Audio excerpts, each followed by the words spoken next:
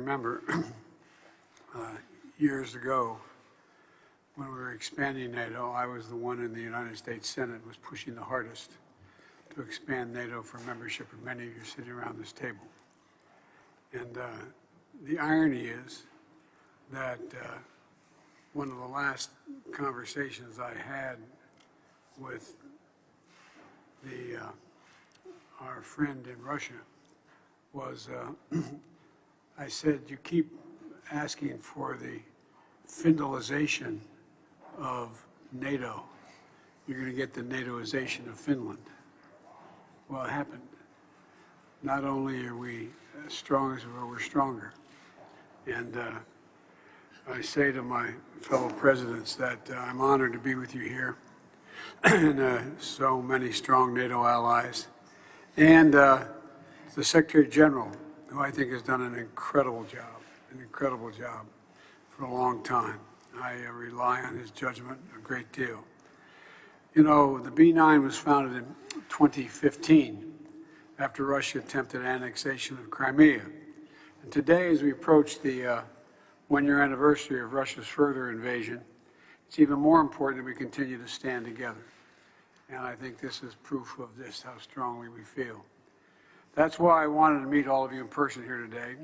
As NATO's eastern flank, you're in the front lines of our collective defense, and you know better than anyone what's at stake in this conflict, not just for Ukraine, but for the freedom of democracies throughout Europe and around the world. You know, that's what President Zelensky and I spoke about when I was in Kyiv 2 days ago. And the leaders around this table have repeatedly stepped up to reaffirm our shared commitment to all these values. We provided critical security assistance to Ukraine and critical support to literally millions of refugees. We've helped ensure Ukrainians can access basic services, and together we'll continue our enduring support for Ukraine as they defend their freedom. Over the past year, with your countries around this table providing collective leadership, we've also strengthened NATO. The commitment of the United States to NATO, and I've said it to you many times, I'll say it again, is absolutely clear. Article 5 is a sacred commitment the United States has made. We will defend literally every inch of NATO, every inch of NATO. And this is an important moment. I look forward to the discussion and the next steps we can take together and to keep our alliance strong and to further deter aggression.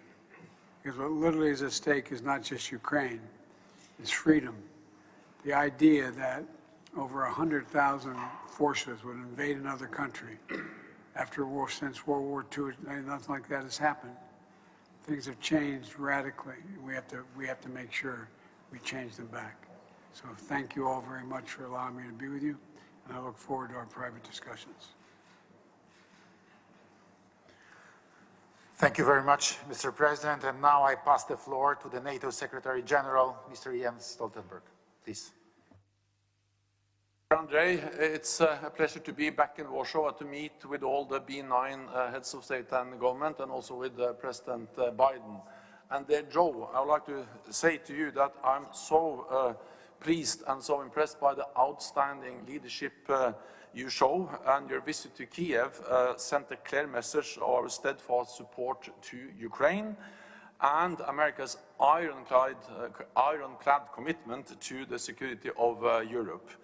Let me also thank you for hosting the next NATO summit after Vilnius in the United States. 1 year since the launch of Russia's invasion, President Putin is not preparing for peace. On the contrary, he is preparing for more war. So we must sustain and step up our support for Ukraine. We must give Ukraine what they need to prevail. We don't know when the war will end, but when it does, we need to ensure that history does not repeat itself. We have seen the Russian pattern of aggression over many years. Georgia in 2008, Crimea and Donbass in 2014, and then the full-fledged invasion of Ukraine last year. We cannot allow Russia to continue to chip away at European security. We must break the cycle of Russian aggression. NATO allies have never been more united.